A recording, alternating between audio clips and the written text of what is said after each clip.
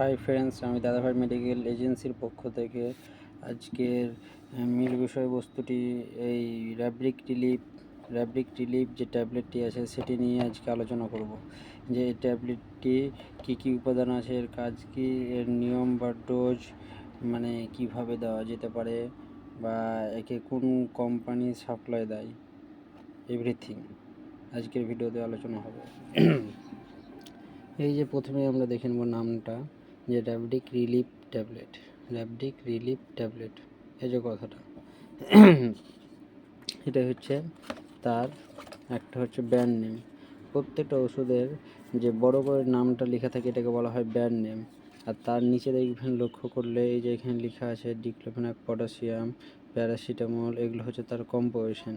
ঠিক আছে, এবার প্রত্যেকটা ওষুধের আপনি যদি ভালো করে লক্ষ্য করেন তাহলে দেখতে পাবেন যে ওষুধের, আমি একটু জুম করে দেখাই, ওষুধের এই দেখেন পাওয়ারগুলো এখানে লেখা আছে।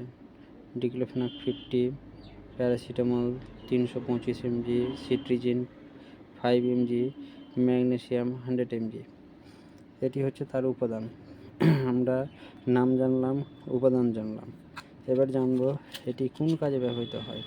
এই ট্যাবলেটটি আপনার সাধারণত গা হাতে ব্যথা, মাথা যন্ত্রণা, জ্বর, সর্দি থেকে, যদি সর্দি অ্যালার্জি হয়, মাথা যন্ত্রণা থাকে, মাথা ভারী থাকে, চোট পাওয়া ব্যথা বলেন, সমস্ত ক্ষেত্রেই বাত ব্যথা বলেন, এটি দেওয়া যাবে।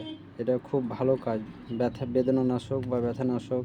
এটি একটি অ্যানালজেসিক বা অ্যান্টিসেপটিক ট্যাবলেট।